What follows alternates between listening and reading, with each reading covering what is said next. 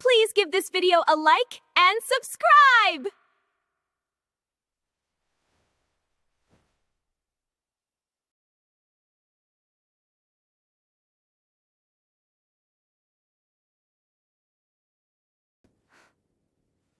I just wanted to play video games.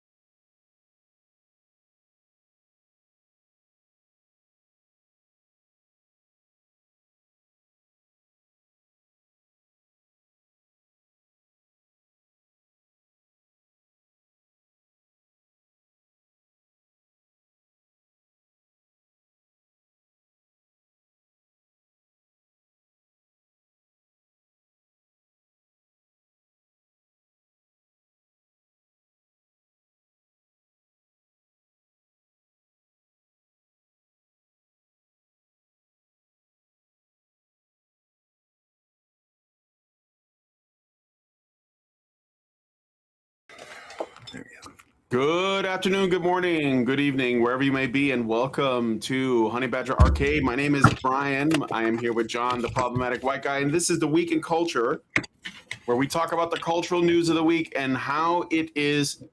Well, you know, I got to figure out a new way to like add a little bit of a stinger to that. But basically, we're gonna dive deeper into the topics of the week.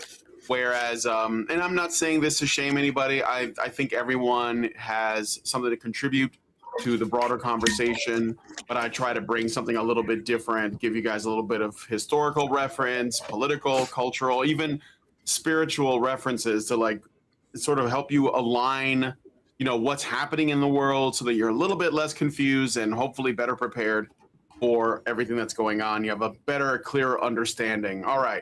So anyway, John, how are you doing? Oh, awesome as always. Just waking up, basically. Haven't even made any coffee. You know, Yeah. I've actually got to refill. Are you working on that right now? No. Actually, I have to refill my water container. I'll do all that after the show. Just, you know, I'll make it through. Okay. All right. Well, I'm glad you're doing well. I get it. Like I guess I'm a bit of a morning person nowadays. I have to be. But normally I'm like I used to be a night owl. I'd be up really late. But I haven't been able to do that lately. Although it's a shame because I guess like I want to go on JT's channel sometime. Yeah. But the His time hours, differences are just like he's like on West Coast. Yeah, is he like Mountain or Pacific? No, he's in Pacific. Yeah, he's formerly in San Diego. So if I can do my shows later, like if I can do a later show, I can go on with him sometime. But unfortunately, my other job, HBR, I'm always doing shows later. So I'd rather not because I want to try and maximize time with the wife. And she works during the day. She specifically moved her schedule to work mornings so that we can spend time after. So, but anyway, I don't know. We'll see. Time zones suck. But speaking of guests, though, I have been talking to Andy Pants Gaming, and I want to have him on. And he asked me like what we would talk about. I haven't answered the question yet because I haven't decided. But I think it would just be like a good conversation anyway. So if you guys have any suggestions on something you'd like me to talk to Andy Pants Gaming about, let me know. I know that he's been like he kind of blew up pretty quickly with like sort of off the cuff videos about what's going on with games and doing a lot of nostalgia stuff where he talks about, the stuff used to be good, but now it's trash. And he was comparing things. And he seems to know his stuff when it comes to, like games from the 2000s. But the one thing that I noticed is really different is that I was a PlayStation person back then and he was an Xbox person back then. So there seems to be like, some, let's say, areas where we might not quite like, have like the same history with gaming because I was a PlayStation person. I played a lot of Japanese games. He was like big into military shooters and like Halo and stuff like that. Gears of War, GTA. I was not so much into those. So anyway, I don't know, just something to think about. If you guys have any ideas, let me know. Let me give a shout out to the chat in a second. But first, I want to tell you guys we got a lot going on today. A lot of different topics to cover, and they're going to be a little bit deeper. There's almost going to be a meta discussion about Gamergate, even from its beginnings and where we are now, because I've noticed that there's been, I don't want to say ground conceded, but there's been an acknowledgement that the CHUDs, they have a point, and we are winning and gaining ground, let's say. But it doesn't mean the war is over, and that's why I put the title there. I don't want people to think that I'm saying we rest on our laurels now, everything is done. I'm saying that what we are doing is valid, and we should keep doing it. That's what I'm saying, okay? But anyway, it's validating. Let me give a shout out to you guys in the chat. So, hello, Norwegian Black Templar. Hello, Robert Johnson. Hello, Botch TV says nice hat. Thank you. I have another. I got this when I got diagnosed with cancer in 2017. I've always loved Captain America, so I actually have like a big shield. It's you can't see it here, but I have a Captain America shield. Mr. 0303, what's up? Norwegian Black Templar already said hello to you, and Cat3 Lynn says hi. And those of you guys who might be watching on Twitch or Kick, I don't see anybody there now, but in case somebody joins, what's up to you guys? All right. So with all that said, we got to get into the topics. So let's get started. First, we have some bad news, sad news, as it were.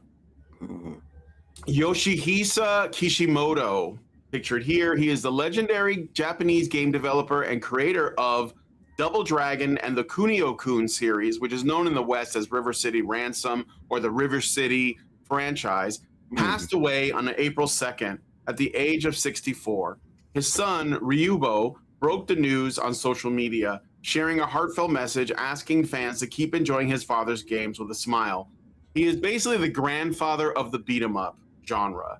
He also was the grandfather of wrestling games. I don't know if you guys know, but like he was the guy behind the early wrestling games like Mat Mania. Anybody remember Mat Mania?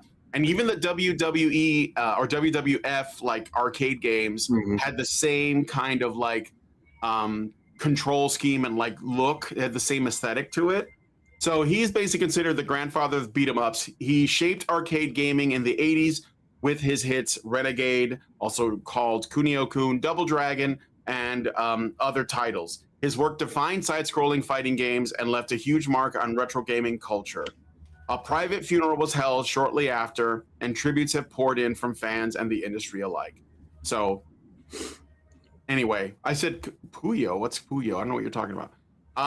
John, do you have any thoughts on this? Have you ever played these games? These are like older. Oh yeah, no, I mean definitely. I was born in the '80s, so you know, Double Dragon was huge. One of the I remember playing that over at my friend's house back in like 85, 86. Well, on the NES, the NES version. Yeah. Our neighbors were the kids who had the Nintendo, so a lot of my first Nintendo gaming memories were over there at their house. We had an Atari, but yeah, Double Dragon. That was my jam for like the longest. I remember that. So I did get Double Dragon for the NES, but I played the arcade version, which was like, you know, considered like worlds like superior. Like it was like a huge deal. I remember I got so good at Double Dragon that I could play on 1/4 and beat the game. I would just go to beat the game. I would just go to the local. It was like this fast food chain called Donald Ducks, and then they changed the name to Donald Dukes because of copyright issues. That's right.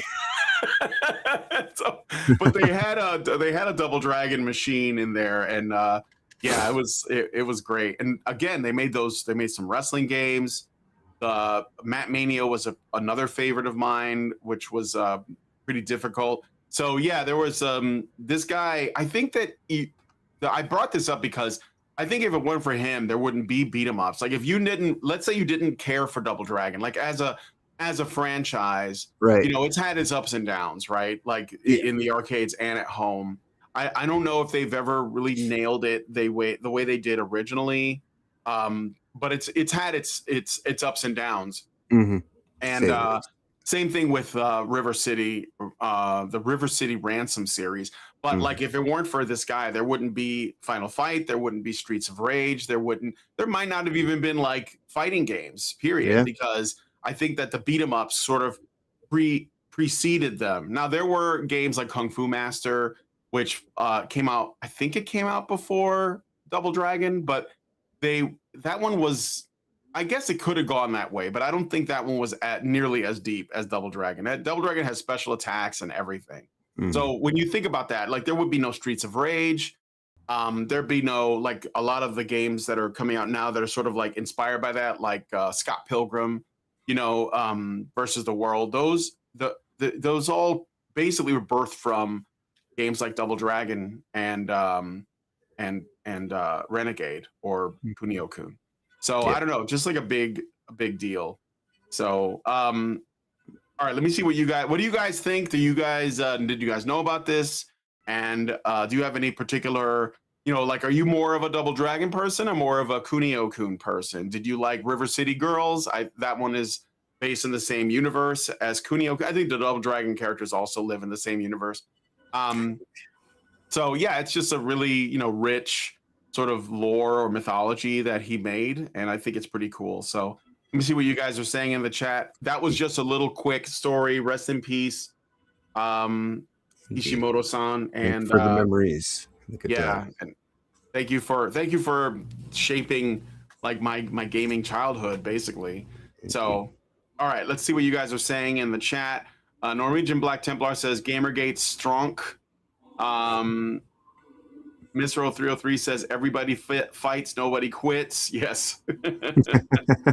Dark Kikimura says, did you say Puyo? I don't think I did. Topher says, God loves you. Christ is king. Christ is risen. That'll be tonight. Tonight is Pascha. So, Bimmy was my favorite character. Who's Bimmy? I'm not sure. Bimmy and Jimmy. Oh. Yeah. No, it was Billy. Billy and Jimmy. Yeah, I know, but he's making reference to the glitch that was in there. There was a okay. I don't remember them in the arcade version. I don't remember them having names, but on the arcade cabinet, you could see they were like, there was like both of them like this, right? And they had a tattoo on their arm. The arcade versions of these guys was way more hard because one of them it said Hammer and the other one said Spike. And I thought those were their names. I was like, oh, it's Spike and Hammer. I'm going to play Spike.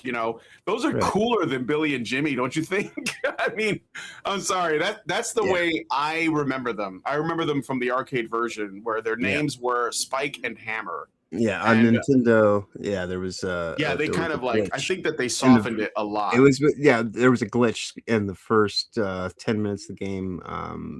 The welcome intro basically it referred to them as Bimmy and Jimmy. Jammy. Bimmy and Jimmy. Yeah. All right. Old school reference. So Brian plays just to mock strangers. Yeah, some people, like, I was just a kid. I was, maybe like 12. But people would come and watch. I'd be like, you want to see me flip the game? They were like, sure. And I would just go through it. And I had a friend we would play together, and then you got to fight each other at the end. I don't remember. I think we just killed ourselves after a while. Like we just like fall off the pit and end the game there.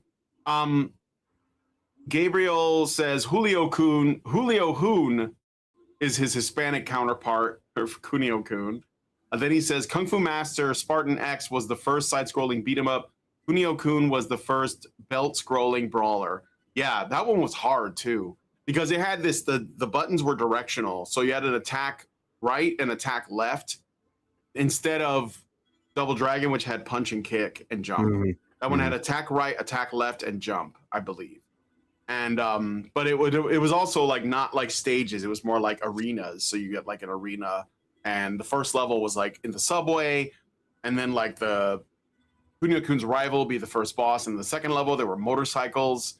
And I don't remember what the boss of that was. And there was one where there was a big woman who was like a bobo, but it was like a female one.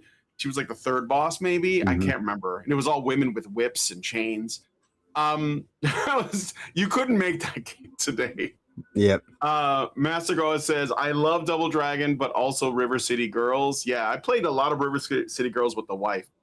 Ninja Warriors, once again, is the evolution of Kung Fu Master. Ninja Warriors was fun. That was the one with the cyborg ninjas, right? Dark Kikimura says, I have never played the River City Ransom or Double Dragon, but I might have to crack them open. I love the SMS, and I know claiming the SMS DD is better than the NES 1 player is a classic troll. Bimmy and Jammy. Dark Kikimura says, I have played Streets of Rage 2 on Genesis, though. I had the Streets of Rage games for sure. I always try to pick one good console port of an arcade game. Yeah, I mean, Streets of Rage was never in arcades, but it was a really good home version of something like Final Fight, which was also, you couldn't really get it. I remember they put Final Fight on the SNES, and it was originally just single player, which kind of like ruined it because everybody wanted to play 2 players Final Fight.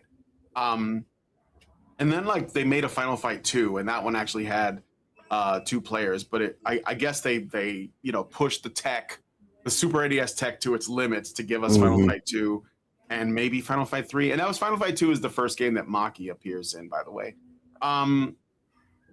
Gabriel says, River City Underground, the sequel to River City Ransom, got delisted at the beginning of this year due to the license expiring. It was funded on Kickstarter by fans and permitted by Arc System Works. I think I have that one, actually. It's on Steam.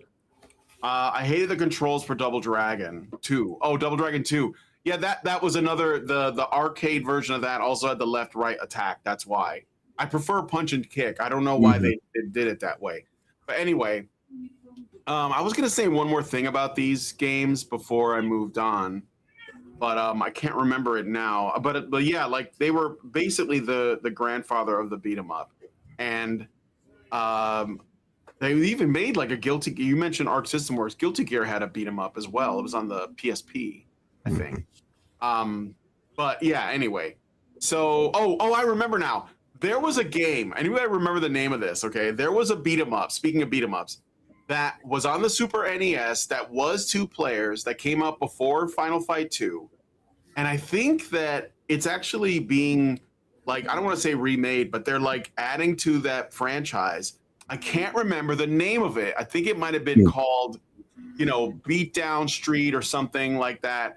But there was a guy in like a red cop uniform named Uzi Nelson that you could play as, and then there was like this tall, skinny dude that looked kind of like a skinnier Cody named Jack Flack.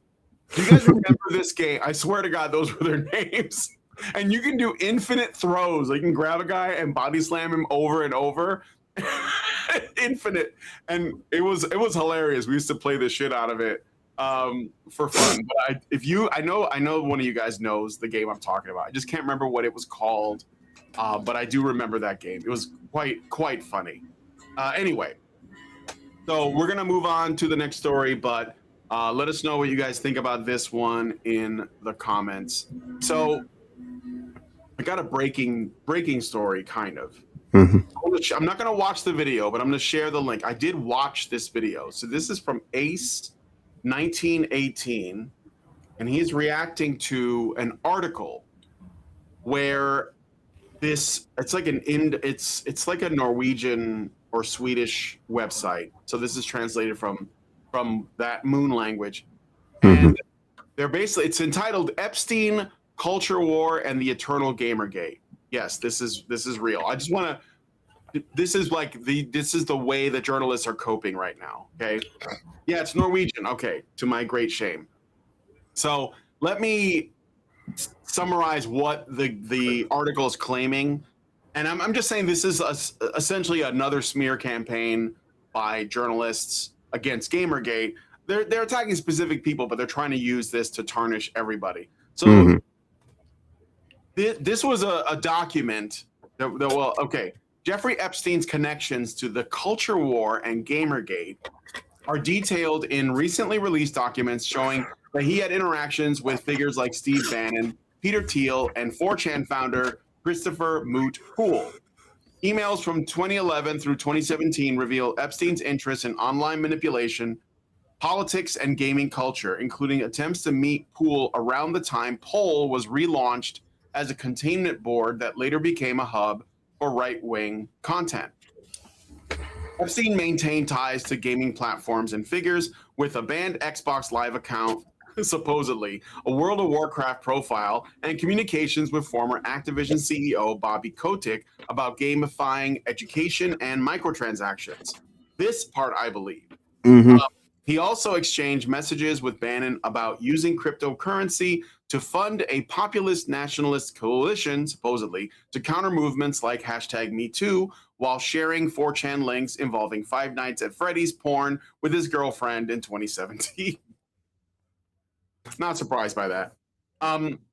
So basically what the article is trying to do is trying to connect threads between people who are part of the really just grassroots movement of gamers that they wanted either integrity from journalists, which I think is naive and silly, but that was the majority of people what they wanted, or they wanted to get leftist gay race communism out of their gaming, which is what I wanted back then and still want today. And they're saying, oh, well, because Steve Bannon was in some ways linked to people that were involved with Gamergate, like he had talked with Jeffrey Epstein and did like an 1.5 hour long interview that was put out on the internet like a while back, then that means that there's a link between Epstein and Gamergate. And of course that's spurious at best. Even with in the case of Steve Bannon, like I think that one of the things that this Epstein thing has done is it has driven people mad in terms of like, if he was at the same party as somebody, if he met with somebody, if he called somebody, if he mentioned somebody by name in an email, then that means that those people are implicated. And I think that it's very, very dangerous to go down that road. Just because Epstein met you or talked to you or even like talked to somebody who talked to you doesn't mean anything, but they're trying to make these connections because ultimately they're trying to attack I guess you could say the movement, like what we are trying to do. There obviously Sargon or Carl Benjamin and Arch was another person that they're trying to link to, Arch Warhammer. They're not in the files. But that doesn't stop the Norwegian journalists from trying to link them.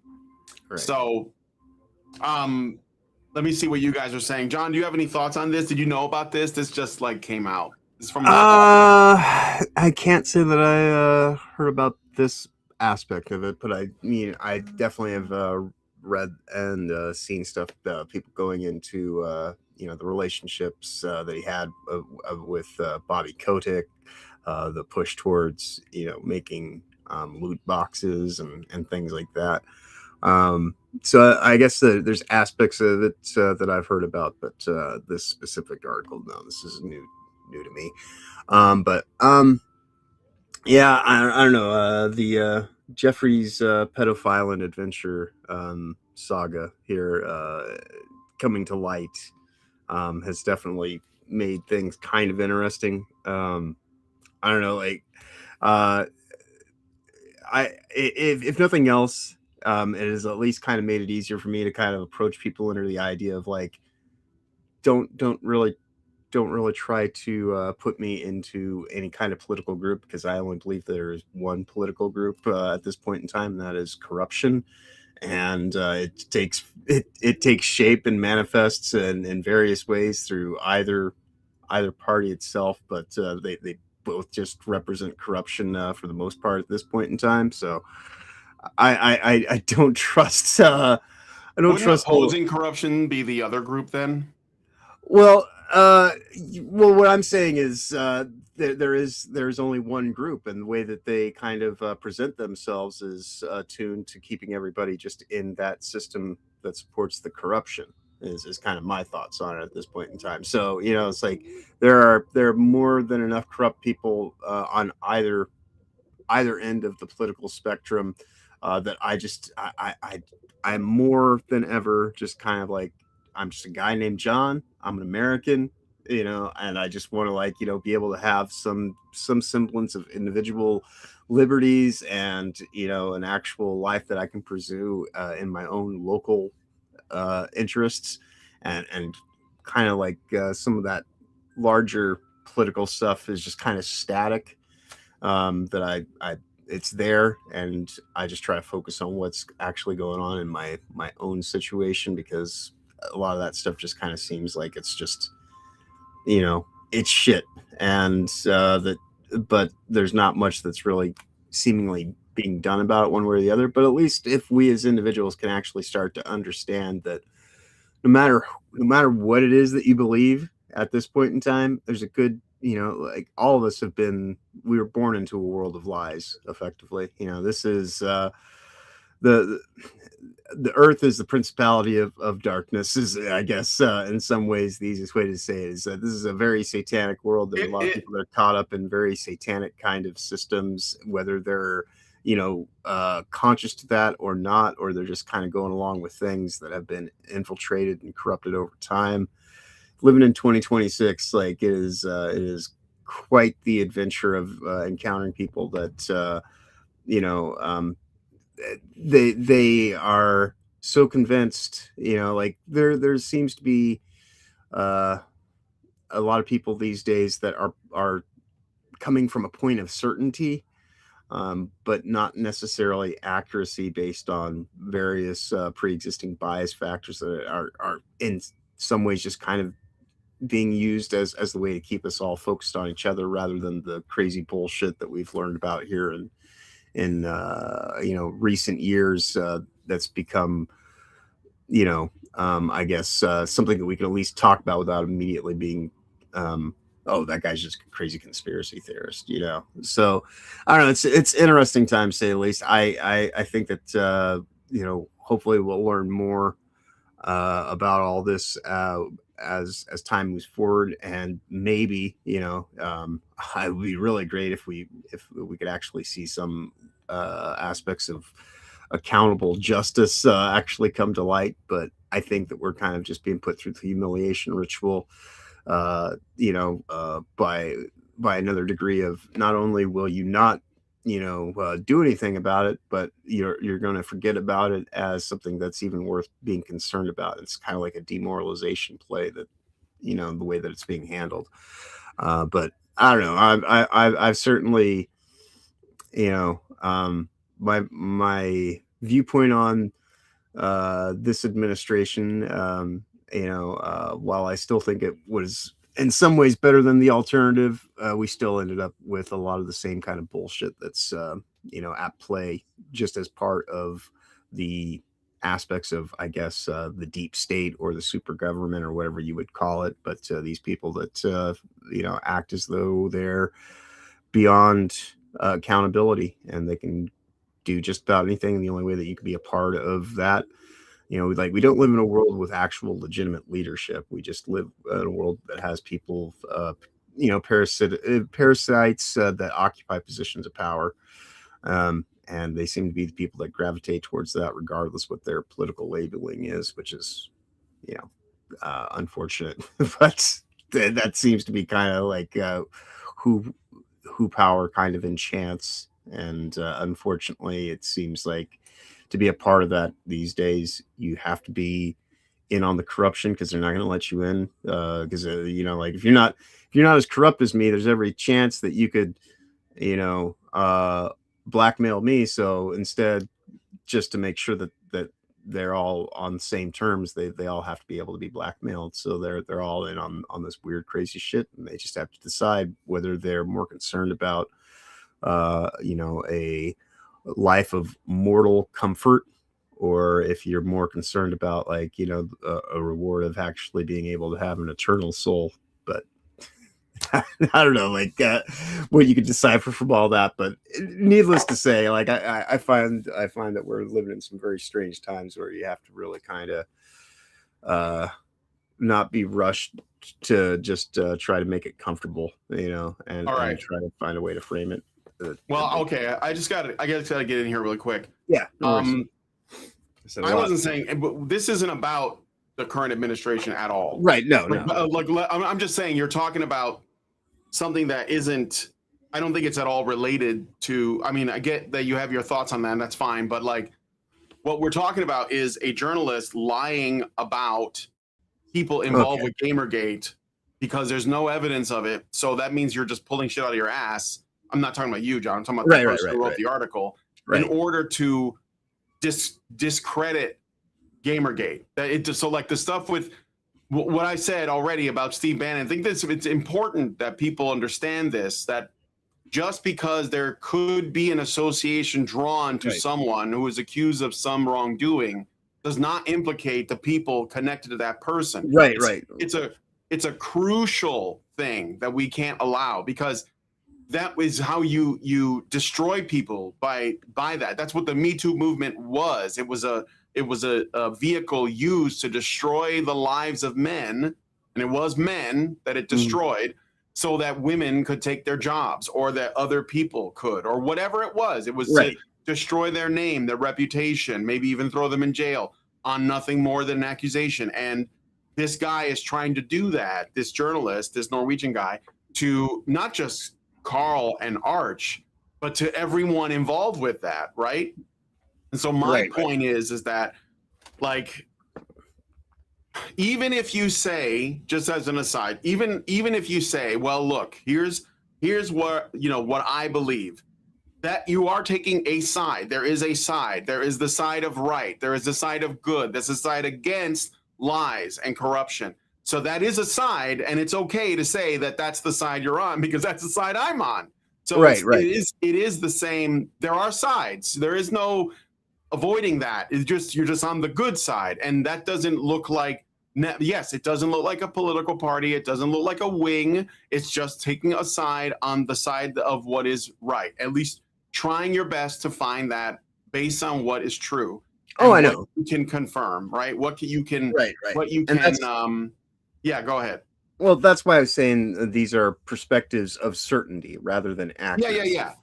So, and that's where I'm just kind of saying that, it's like, I don't really, at this point in time, the corruption is so vast. The manipulations are done for various things. That's where I'm just kind of saying that, it is a little bit more pronounced in certain instances where you can kind of say, it does kind of get what you're talking about, the political manipulation of just trying to say, oh, because this person was connected to that. No. That's but unfortunately that does happen. But and so that's where I'm just kind of like, where I just say that I see that kind of happening in a broad sense, kind of like a cherry picking kind of like, how do I go and use this to work with what my pre-existing bias is, because that's kind of the idea of like, well, if I go and I say that you're connected or to Epstein, well, then now you're immediately like a pedophile, and that I think that's too much of a knee-jerk reaction. I think all these things need to be held with, looked at with some level of discernibility and care, because I guess the only thing that I'm really saying, though, is we've come to realize just how lied to in the grand sense that we've all been, Sure. And I mean, I've known that for a while, but even then, like, I think there are other certainties that we're expected to take on right now, which also are not that obvious. So I think that we should be careful about, because there seems to be like a new bandwagon like every week that we all got to get on. And it flip-flops a lot. So I'm the type that waits. I know people who I trust, who I've spoken to about stuff happening in the world. And look, this show isn't about what's going on in the world right now, but all I'll say is I've spoken to people who I think are I would find more qualifying to discuss these things than a lot of the voices. And I'm basically a wait and see kind of guy. So, but look, that's not what this is about. My point is, at the end of the day, this article just came out, and they're trying to destroy Gamergate. Now, the reason why I think they're doing this is they are losing in terms of like the narrative part of the culture war. That doesn't mean it's over. That doesn't mean they don't have power anymore or anything like that. I'm not saying that, so don't jump down my throat. I'm not saying that we should chill out. I'm saying that what we're doing matters and it is having an effect. So let me give you another example. Let me see what you guys are saying. Then we're going to move on to the next section, but this is part of a broader trend that I'm seeing. So, okay. Let me see. Alexandra Speaks. What's up? Welcome to the show. Says Flat Earth Gamers, let's go. I'm not sure I'm a flat earther. I wouldn't go that far. Norwegian Black Templar says nerds play games, Epstein play games, therefore is pretty much the argument here. Yeah. Well, but again, he spoke to Steve Bannon. Steve Bannon worked with Breitbart and Milo Yiannopoulos. Milo Yiannopoulos was a big voice in Gamergate. That's what I'm saying. He's like the It's Always Sunny in meme with the guys like on the wall with all the red strings. That's what they're trying. But the purpose of it isn't that they actually believe any of the shit they're saying. The purpose of it is to demoralize the audience into thinking that there is no such thing as truth. That's why I'm very much against the nihilistic doomer approach, because that's what they want. This is like step one of Yuri Bezmenov's like ideological subversion tactics. What he talked about is to demoralize you, and one of the ways you do that is to basically get it to where people don't believe that truth is real and that everything is lies. That's how you are demoralized. That's why you have to hold on to something true. Mr. 303 says Bannon was Milo's boss. That's about the whole connection. Yes. Norwegian says Epstein turbocharged people's TDS. Yeah, and but the reason for that though too is that one of the things that journalists do is anybody can do this, is they weaponize the potential victimhood of women, and that gets people to stop thinking logically. Even though, and I think that the majority of women that we know of that were involved with in these Epstein affairs were of adult age when it started. Like some of the underage stuff, I'm sure that was out there. I'm not saying it's not real, but there isn't like anything really substantial on that front yet. Most of the women who have come forward were adults when this started. So it wasn't like they weren't benefiting, like they were getting something out of it. But anyway, so I think that we have to be very careful when we think about female victims of something. Potentially it turns people's brains off. Like they hear, oh, Bill Cosby did drugs with women, therefore he roofied them. No, it means that he said, hey, I have drugs, and grown-ass women said, I will go to your truck and do drugs with you, and they did, and then they had sex. It's like two people, a man and a woman, go to a bar, they both get drunk, they have sex, and how do we see it? Well, we're supposed to think she was raped by him. That's what I'm saying. It's like we have to be able to look at these things as dispassionately as possible, because what really matters is what is actually right or wrong, what is actually illegal versus legal, what is actually just versus unjust. That's how you best look at these things. That's the best way to discern, from the emotional manipulation that's always going on. Anyway, Gabriel says Rival Turf. Yes, that's what it was. Rival Turf was the game. Thank you. Mr. 0303 says Zoe Post equals Epstein files. Yeah, exactly. Not at all connected. Stanley, Will, what's up? Hey, Brian, what's up? Welcome to the show. This is not a gaming stream. This is a discussion. Let me see. Dark Kikimura says, also, I can't help but notice we have Gamergaters not having a problem with River City Girls, like Gamergaters don't have a problem with female and minority characters in games if it's not forced. Shocker. Well, yeah, but again, they want you to think that, like, just having a woman or a brown person in a video game is woke.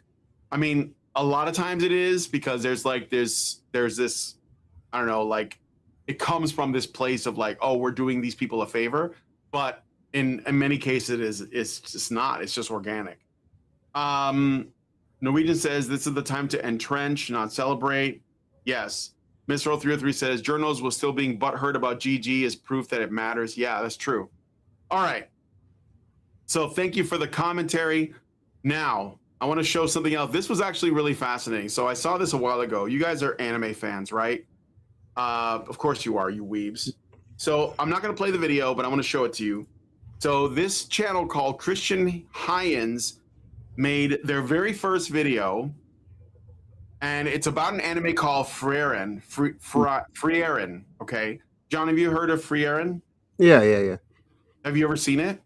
Not not like a full episode, but I'm aware of its existence. Yeah, I've never seen it, but the people in my Discord swear by it as like a really good show. So, but this guy made a video called Freerin and the Politics of Deception, where he explains that essentially he's using the plot of the show to explain the left's behavior in our politics, right?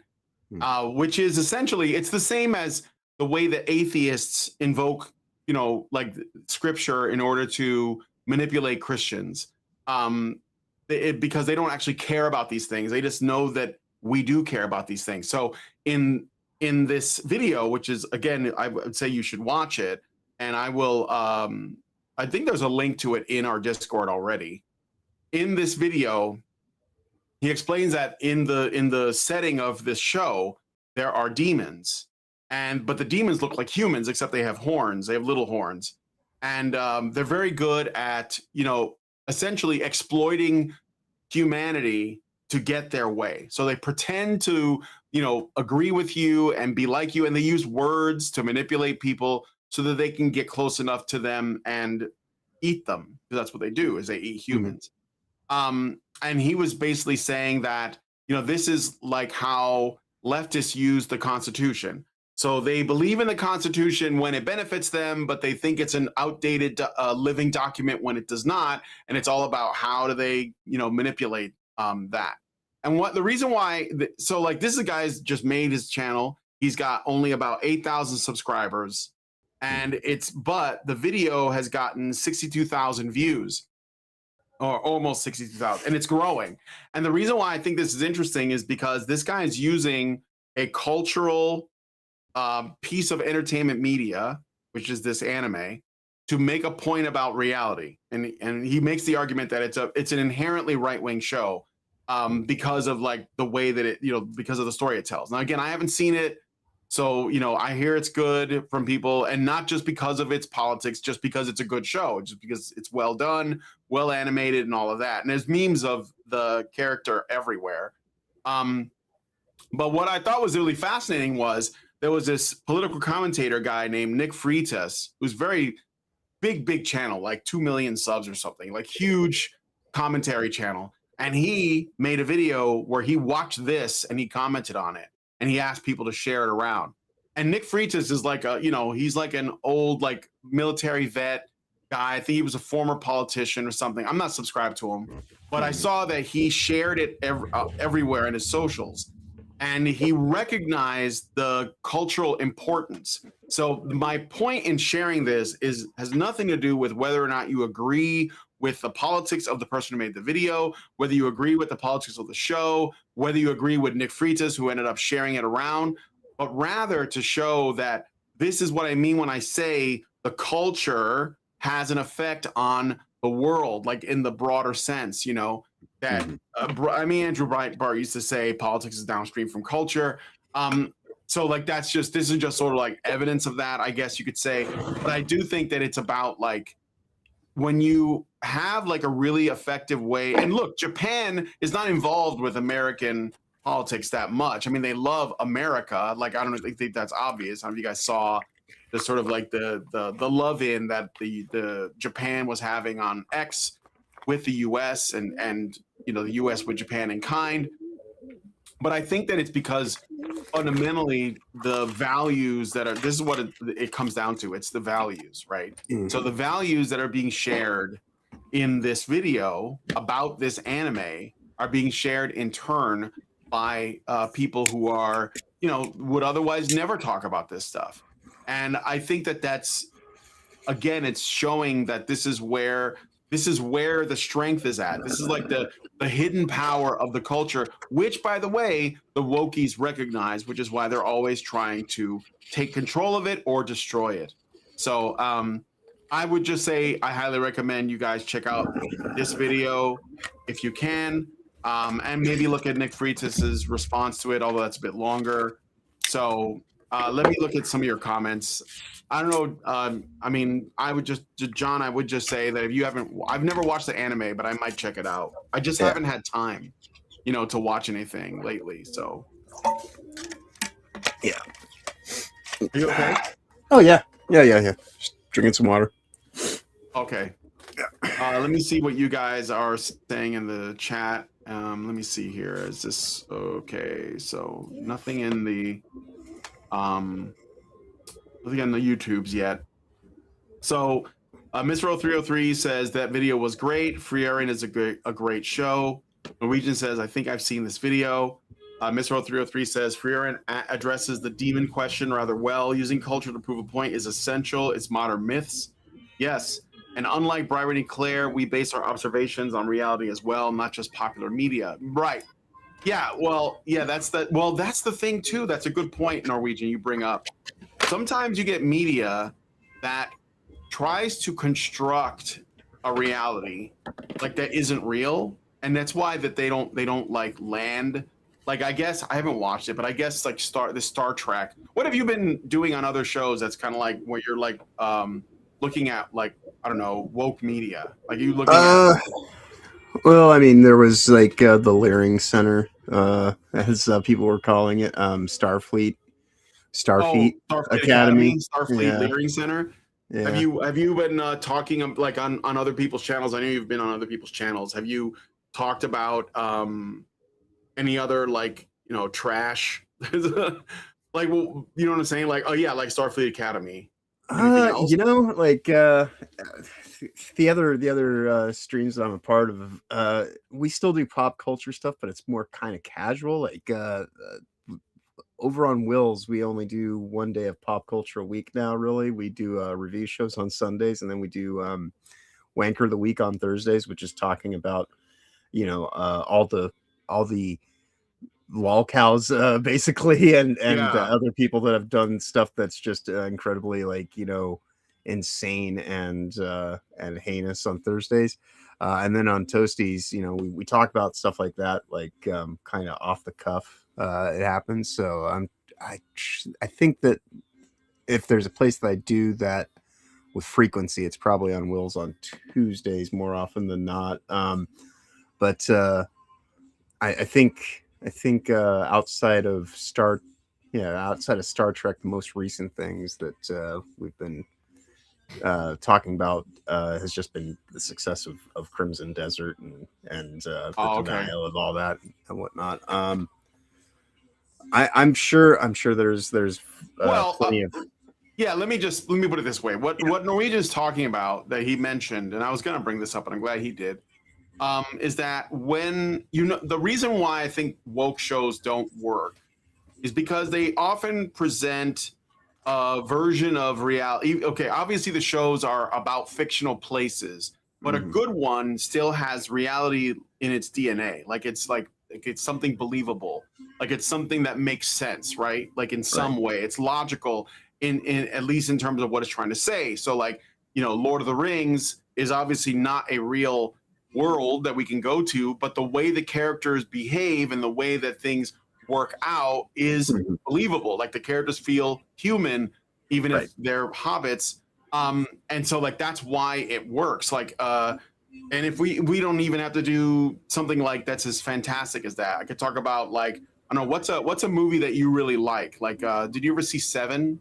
Oh, of course. Yeah. Okay, so Seven is a great movie. And one of the reasons why is because the characters in it are believable. Like it's a dark film, but it has like a very hopeful message at the end of it, because that's kind of what people want. But it's a really dark movie. Like if you've never seen Seven, I highly recommend it. Brad Pitt and Morgan Freeman. Yeah, Morgan Freeman. But it's a good movie. So, but the reason why woke stuff doesn't work is because it's usually saying something that doesn't make sense. It doesn't add up. So yeah, Starfleet Academy doesn't make sense for a number of reasons. Like, why are there like fat or disabled people in this like far future setting, like that are supposedly working for a navy?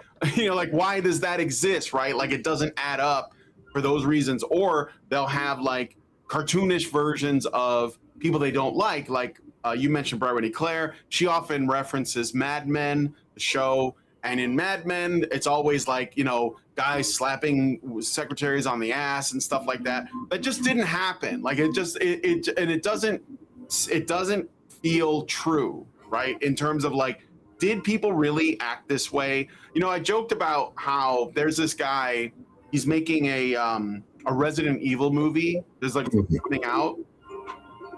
And I joked about, because people are saying that this guy claims that he like knows the games, but the test screenings have shown that he has like nothing in it from the games, like none of the legacy characters appear in it or whatever.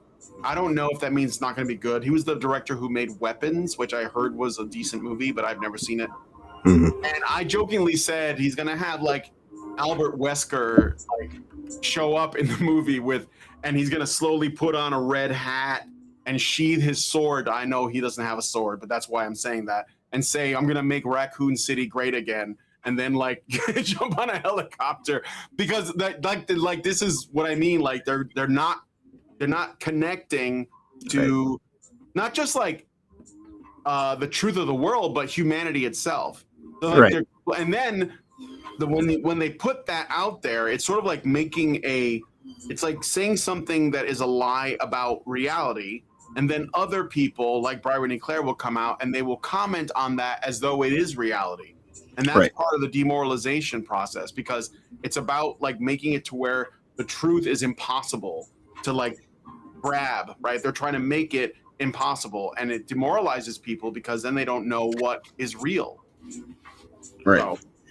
Yeah, no, I saw someone who made a they did a reading basically or an analysis on the movie Memento, and and about how kind of it shows people's tendency to get caught up in certainty bias, you know. And so that's kind of what I mentioned earlier, is like, you know, this idea that you have this pre-existing bias and you're just so certain about it that no matter what you see, it's going to find a way to relate back to what you had already kind of assumed from the get-go. And so you start from your conclusion and then you work backwards. Work backwards from there. And so and unfortunately it does seem that there is a lot of that in the world today, where people are far more concerned about presenting their certainty than they are actually you know, looking for accuracy and trying to just present things for people to, you know, reflect on and discern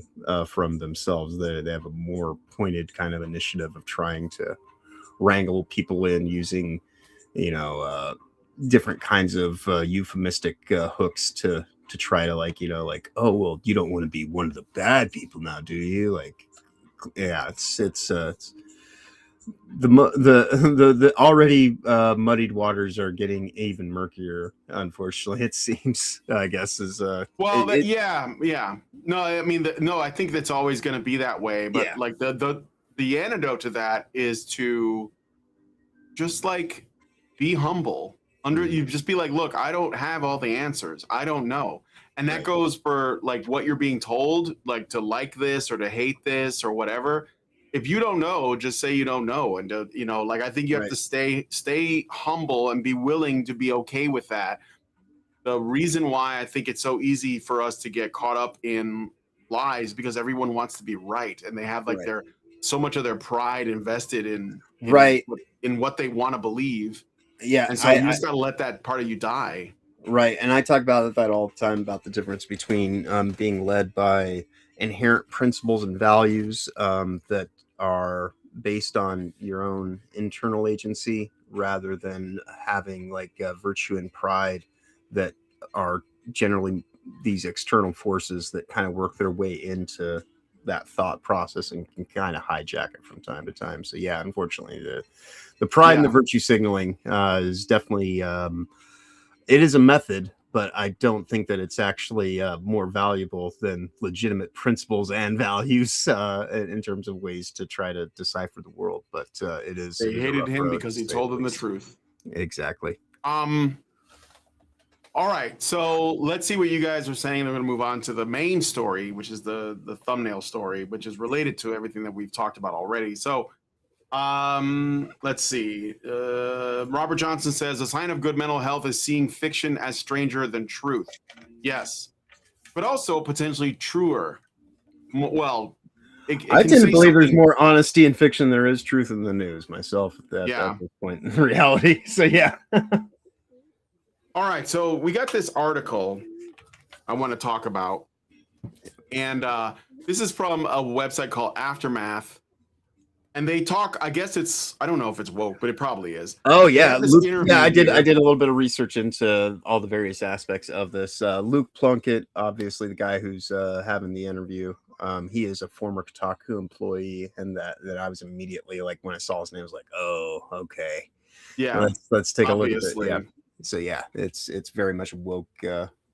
No, Woke I'm not surprised, but like, so these people are not done. They're not going away. So this is an article which is basically an interview entitled "The Mission is about creating supportive environments and authentic content, what a DEI manager at a AAA video game company actually does. Some studios are good at their PR presence, but aren't necessarily backing that up with meaningful structural change within their studios." Yeah. So, and this person, this is by Luke Plunkett. He opened up with some of this stuff. I thought I would read a little bit of his intro, and then I'm going to pick out a couple of key quotes from the article because it's kind of like a long interview. It goes on for a while. Yeah. So I'm not going to read the whole thing. And it never actually gets into the substantial aspects of what someone in this position does. It doesn't like actually get into the nuts and bolts of we do readings and they never do. It's always we're having a conversation about having a conversation. Right, exactly. And that because that's the point. It's basically staying in an ever evolving, ever changing, let's say Hegelian cycle of argumentation that just it's not supposed to end. It's you're supposed to keep swimming in the miasma, in the muck of something that doesn't actually have an objective solution. You know, it's not about the nail. Manthan says, hello, Jane. Manthan F1. Hello, gents. What we talking about? We are looking at this article from Aftermath. It's basically going to make the case for DEI, and if you don't like DEI, you're obviously a racist, sexist chud. So if you've ever been exposed to the worst corners of the internet, we're off to a good start, and especially the ones that spend their days failing to enjoy a single thing about video games. Lie. I just don't enjoy your video games. I have plenty of games, actually. I'm backlogged up to my eyeballs in good stuff. I have a richness of games that I will probably never be able to fully play. So. Yeah, I'm hoping to get it done before I die, so that I can put that on my gravestone, like finished his video game backlog. Anyway, you'll probably have seen the disdain some shitheads from angry YouTubers through to the current United States administration have for anyone working anywhere near DEI. DEI, or diversity, equity, inclusion, is a set of, and he's going to try and define it. So like, it's kind of like defining feminism. Like, don't you believe in feminism? It just means equality. So DEI is just this. It's this innocent thing, an organizational framework that seeks to promote the fair treatment and full participation of all people, particularly groups who have historically been underrepresented, marginalized, or subject to discrimination based on identity or disability. If you have a problem with that, you must be a bad person. That's right. And we'll meet these measures by any means necessary. Yeah. So let's see. I'm going to just go to some of the key points here. All right. Yeah. So this is the strongest arguments that this entire. So they do an interview. I want to find out who the AAA studio person is actually. Her name is Alana Cole. Alana. Alana. Which AAA company did she work for? Oh God. Because it says that for some reason they're not naming the company. It's almost like they don't want us to know which one it is, so we can boycott it. Find it again because I did some side research on this yesterday while I was looking for image sources. Let's see if I can find. Let's see. Yep. Well, you go ahead and look that up while I I could find out really quick here. Hold on a second, because I kind of want to know which Alanya Cole I want to find out. So I'm going to do that right now. Let's see. Oh yeah, right. I did look her up. Alanya Cole.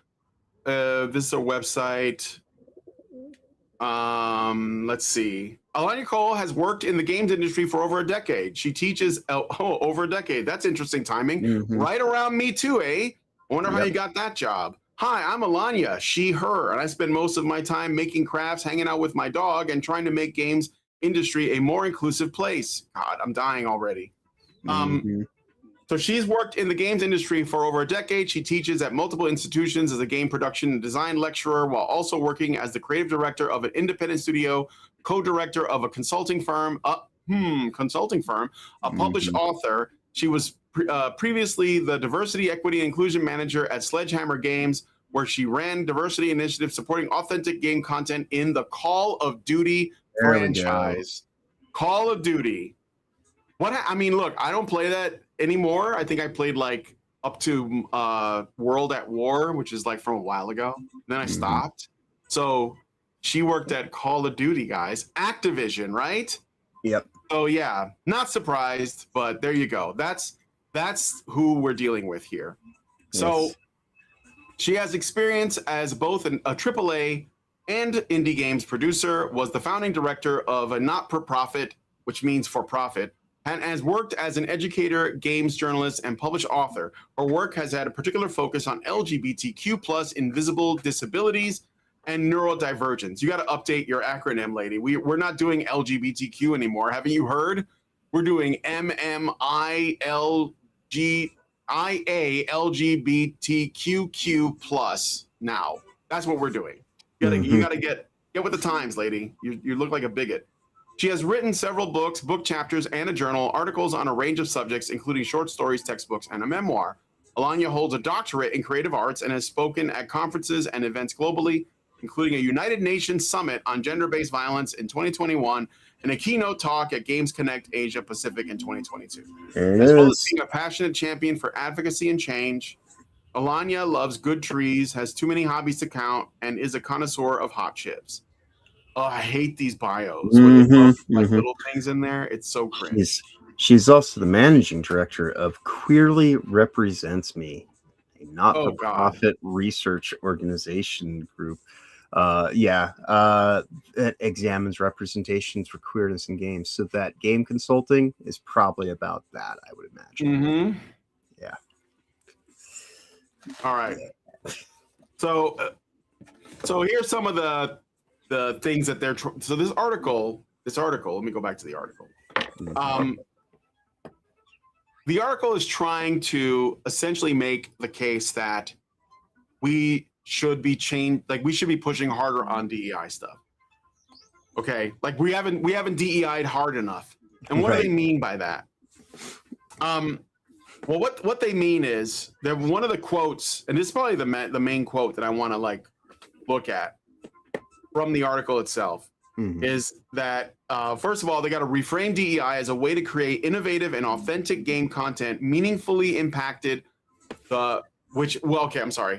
reframing DEI as a way to create innovative and authentic game content meaningfully impacted the way many of the developers we worked with thought about their disciplines. So what does that mean?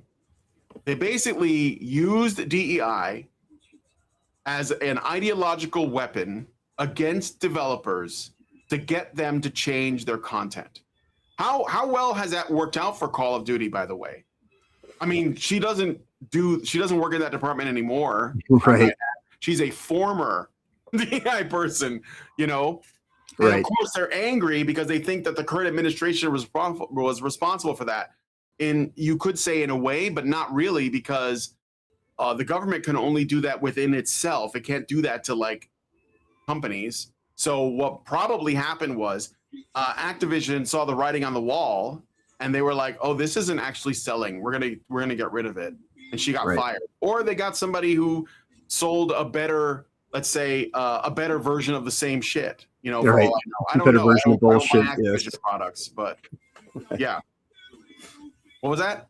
I say someone who's spending a better version of bullshit. Yes. Yeah, a better version. Like they're basically promoting a better version of the DEI bullshit. Right. That's also possible. So she just wasn't DEIing hard enough, basically. The other, and then like one of the openers of this, it says video games, an industry traditionally dominated by white men, needs DEI so badly.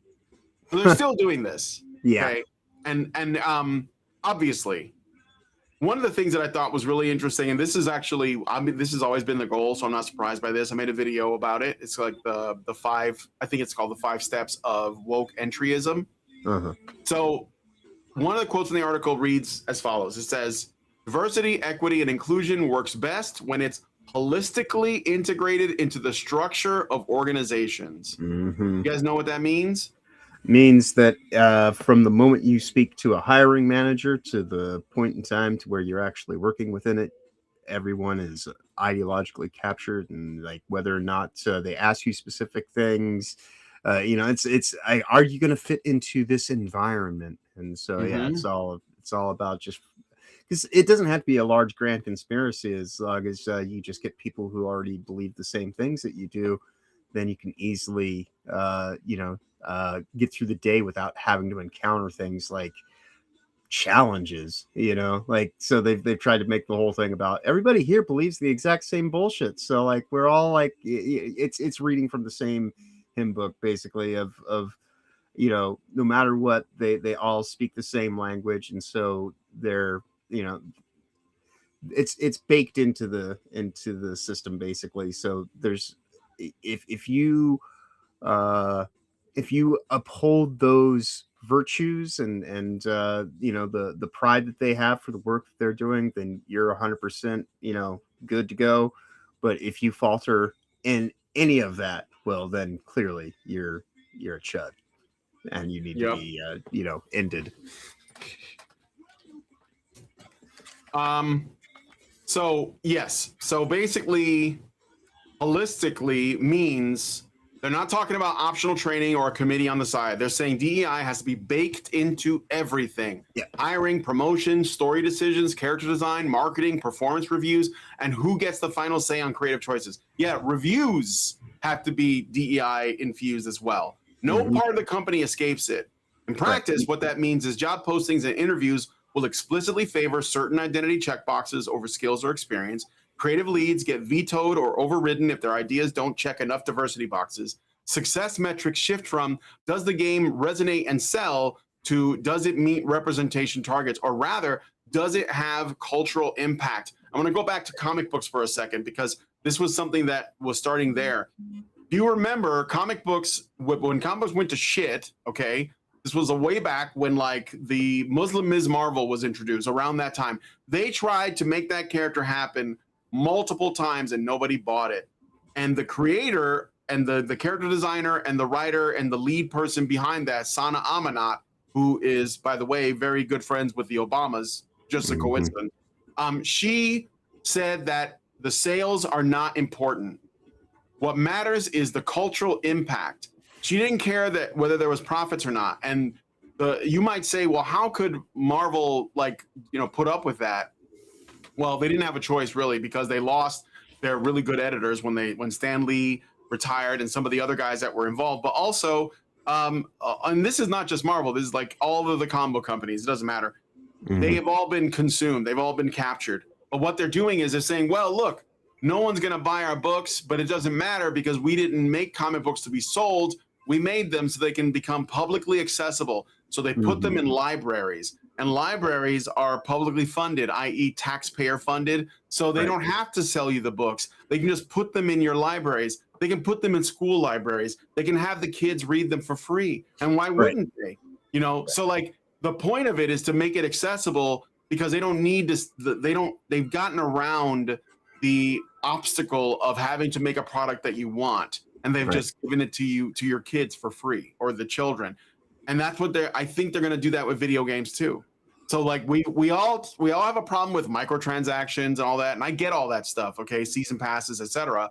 But what happens when video games become free but they're educational tools? And they've already started doing that. What is pathways? Right. What is that? So like, this is the other part of it is that Yeah. the woke stuff can get into they can get into gaming at that level, Right. if they stop caring about sales because they Right. don't care about sales. Right. They're pulling they're pulling at the levers of social engineering, rather than, you know, actually trying to just do good business. Yeah. So so I think that's what's going on. They can do this if enough of their own people are in the industry. Yeah. Right. And as you were saying, you know, the holistic approach of every aspect of it, including reviews. Yeah, the whole idea of if you're going to say anything about this game, it has to be complementary to its aspects on DEI representation rather than critical of it as you know, an actual substantial game work in terms of systems and flow states and stuff that actually legitimately matters when it comes to playing games, because to them, that's not the purpose of it. The game is just a delivery system for the message itself, you know, or the movie or what have you, for whatever form of media it may be. Is those aspects don't even matter. It's all about just message. Stay on message. Yep. So I wanted to talk a little bit about Yuri Bezmenov's stages. These are the ways that you basically, like, you know, have a communist takeover, okay? And he warned us about this in the 80s, and I know some of you guys know about Yuri Bezmenov. I'm just gonna read through it really quick. I don't have the video handy, but I'm sure it's easy to find. So he laid out 4 stages: demoralization, which takes about 15 to 20 years, and this is to essentially infect education, media, and culture, so that people cannot determine what is the truth.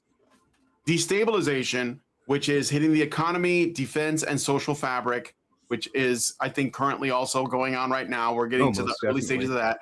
Crisis, which is up to 6 weeks of chaos in order to flip power.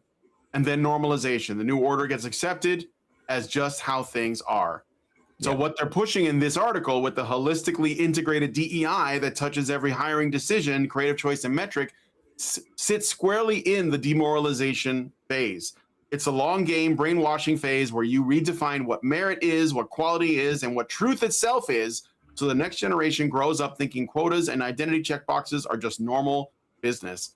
The normalization they're aiming for is when everyone accepts that game stories and workplaces must prioritize representation over talent, and questioning it sounds crazy. So this is what their game is, and we have to recognize that. And so yeah, I mean, you can make fun of them, like, you know, they're just libtards, etc. But remember, they still have most of the power, even though they're still pretending to be victims, which I'm going to get into in a second. I have some more. But yeah, they still have all the power. So here's an example. This is from The Atlantic. It's called The Death of Millennial Feminism. Lindy West has unwittingly written the obituary for an era. So what does this mean? Nothing. Right. It's that this isn't going away at all. This is just them lamenting, like, the sort of intersectional feminism because the TERFs won, at least according to them, which I don't think that's over yet anyway. And the TERFs is not really, like, it's not any better at all. It just led to this to begin with. But they are trying to say, oh no, because the thing is, like, this is the interesting thing about woke people. They're the strongest when they're in the losing position, because that's when their victimhood appears to be the most true, even though they still hold, like I said, a lot of institutional power in, like, the government, in our schools, in our media, in our culture, right? Yeah. They hold the reins in all of those areas. Their ideas are mainstream. They're not fringe at all. Even the only thing that was probably a little bit too much of a hard push was the trans stuff. But even then, they'll just back off a little bit, and, you know, we'll just go back to, like, I don't know, 90s troons. Like, we'll just go back to that. We won't troon the kids, but Elliot Page will continue to get work, you know? Right. So yeah. So yeah, not just that. So I mean, I'm not going to go through this article because I think you have to have a membership anyway. Although I have the archive. But there was another one too, and this one really stings, but I got to share it. So when Gamergate was starting off, we had a few, like I guess you could say prominent figures, right? Mm-hmm. So I mentioned Sargon and Arch when I was talking about that article that involved, Epstein's links to that or whatever. And then Milo, who was very vocally pro Gamergate. He was like one of the big. And the thing is that the way that Gamergate 1 unfolded was a little annoying for me because a lot of the people who had the most clout in the space were treated as though they were the best authorities on Gamergate itself. And the problem is that they didn't get there on merit either. They got there because they knew people and they were able to like use their platforms. That's what. And I'm not saying that Milo was no good for Gamergate. I'm not saying that. Right. I don't think that he was necessarily the best representative. He didn't even play video games. Right. He just saw it as like a good place to like fight the left from, which I understood because I knew the left was the problem with Gamergate, but I didn't think that he was necessarily like a good Gamergate like ambassador, right? Right. Yeah. I thought Carl was much better, but my problem with Carl was, and I like Carl, so I'm not saying this to attack him, but my problem with Carl was at the time that he was ultra focused on only getting the journalists to straighten their shit out. Right. He was like, "Oh no, we just deal with the ethics thing and everything will be fine." I was like, "No, Carl, that's not the problem." Like and that came out after in the aftermath of Gamergate because Gamergate did lead to the 2016 election. It did. Right. I think it was completely like we're connected, and even people that I've spoken to that rejected that notion at first have come around and accepted that as a reality. We memed Trump into the White House, but that being that aside, the aftermath of Gamergate really divided us. Like if you guys don't know, the Critical Drinker got into some trouble because he had on the guy who wrote the screenplay for. What was it? That movie that everyone's talking about, Project Hail Mary. He wrote the screenplay, and then Critical Drinker had him on his show, and like people lost their minds over that because he said some things about, like he doesn't like putting politics in his movies. Right. Well, I think there was one point in time where Drinker had helped him in one of the books they had written too. Like he wrote like passages in or something like that. And so. Andy Weir, the guy who wrote Project Hail Mary, he said that he never puts any politics or messaging in his stories at all. No symbolism, no agenda, just entertainment. And he credits the movie's massive success to staying away from crappy identity politics. And I know that he ended up he said something about Star Trek, Starfleet Academy, and then he ended up going back and apologizing, which you should never do. But that aside, that it doesn't matter because him going on the Critical Drinker was enough to drive wokies insane anyway, including one person who was like a big part of Gamergate, Mundane Matt, who basically he lost his shit online. And again, I don't know what happened to Boulder Boy, but it's a shame, because I don't know, it's just a shame. Like this is the thing, when you get to the truth of what Gamergate's really about and what the fight really is, it is going to divide people.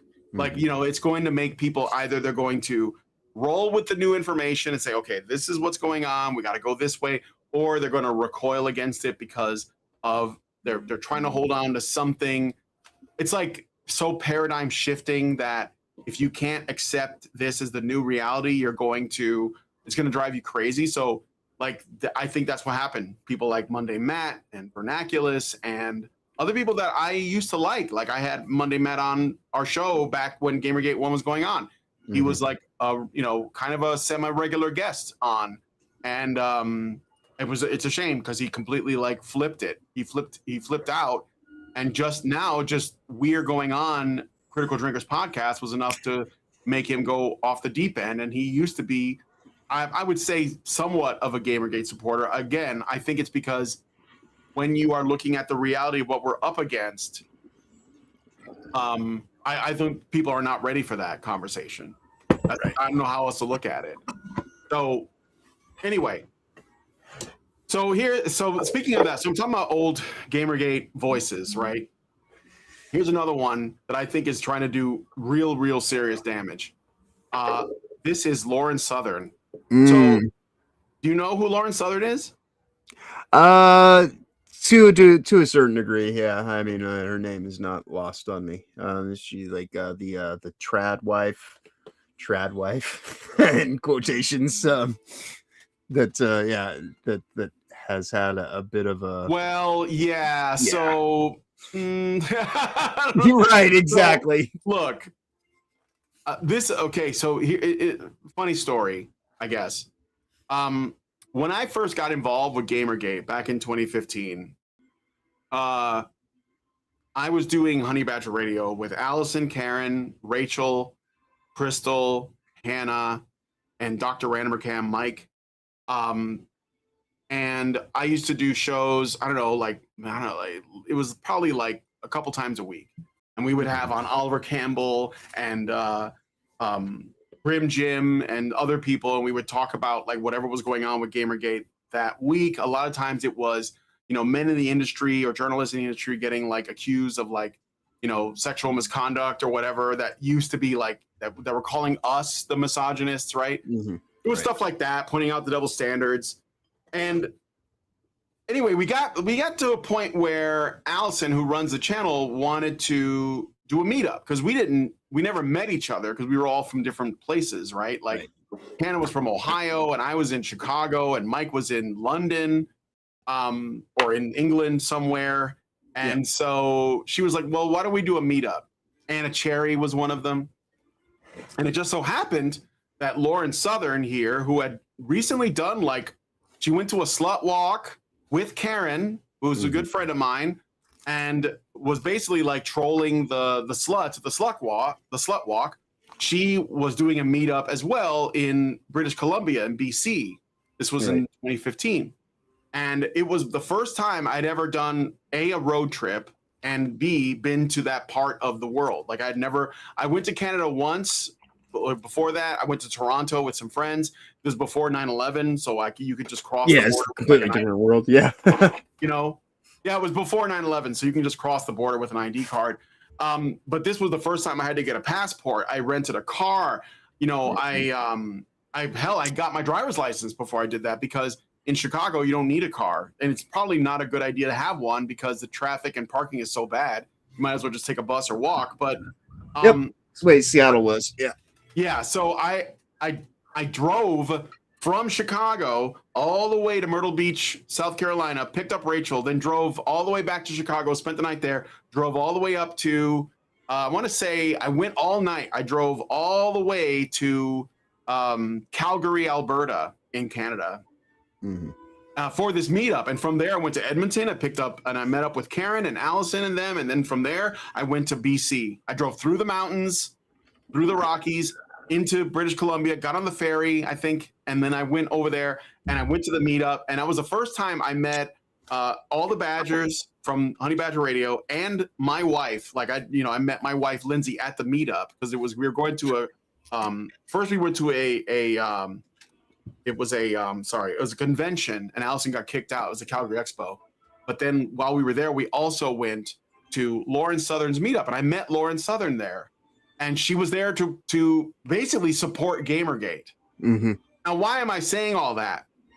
Well, she appears to have turned on everybody and is now doing I was wrong. I was naive. All these people were dangerous.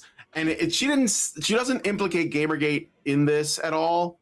She goes after the manosphere in this, but we are basically the manosphere, and the manosphere is often connected to Gamergate anyway. It's just the truth. It is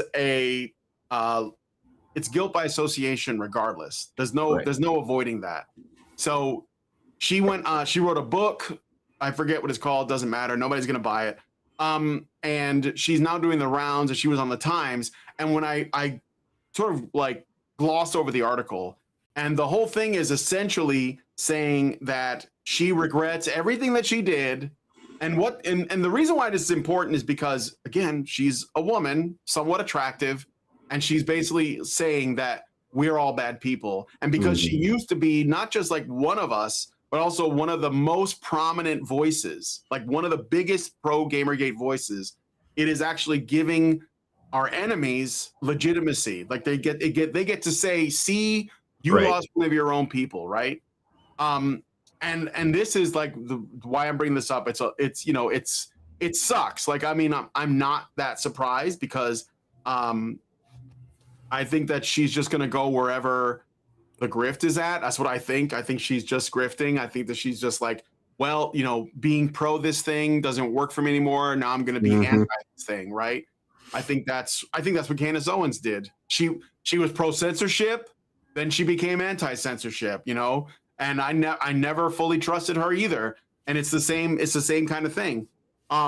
So I don't know what you guys think about this, but I just want to point out that there are some people that used to be, pretty vocal supporters of Gamergate that have like completely flipped on them. I mentioned and Lauren Southern, for example. Not unlike the story of Metal Gear. Today's allies will be tomorrow's enemies, and today's enemies might be in a foxhole with you tomorrow. It's like it's we're on constantly shifting sand, and I think that influencers like this is definitely the kind of people that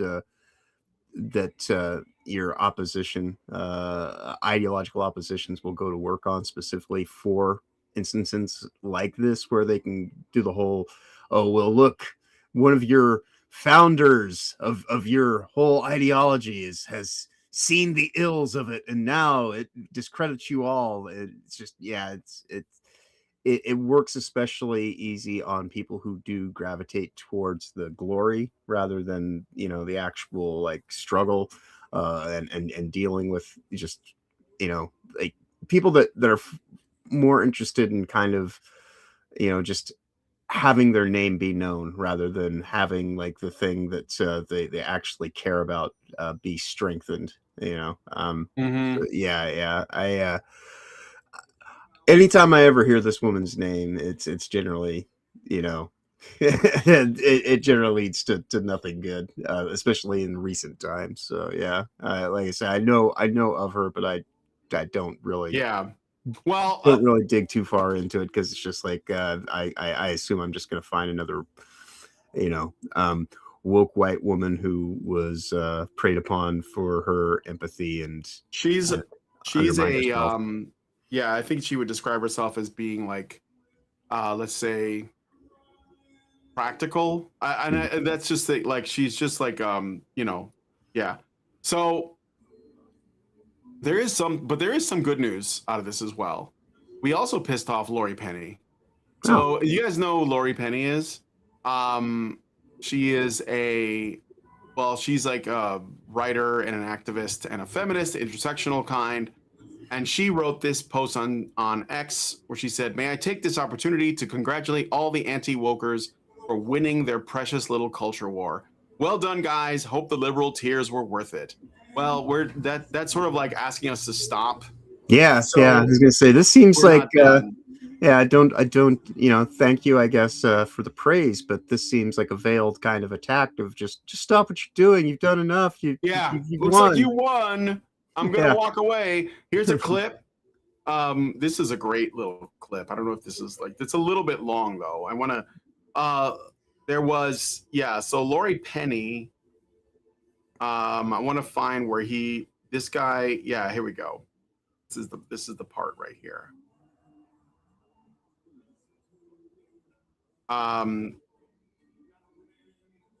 So Lori Penny gives him shit. They're debating something. It doesn't really matter. Let me see if this audio is gonna work.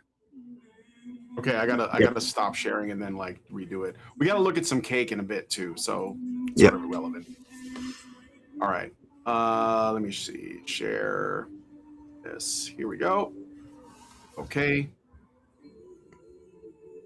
All right, let's listen. I was prepared to do it for free. So I'm going to go back a little bit more. Sorry. Of course. On the virtues of a republic on the one hand and a monarchy on the other. I was prepared to do it for free. She insisted on trying to charge such a large fee that the event had to be cancelled. Now, I think that is as mean, that is as mean and grasping as some runt comedian, and I will not be lectured to by a jumped-up public school girl like you. I came from the bottom, and I will not have it. Excuse me. May I respond to that? Right of reply. Go on. I think I deserve a right of reply to that. I personally Right of reply. that asking to be Did paid. you or did you not do what I've just said?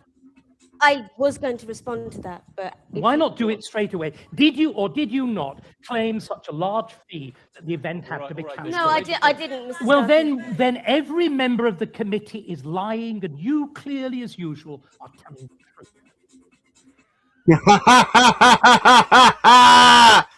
Yeah. Damn. Bestial. I'm sorry, I gotta redo this again.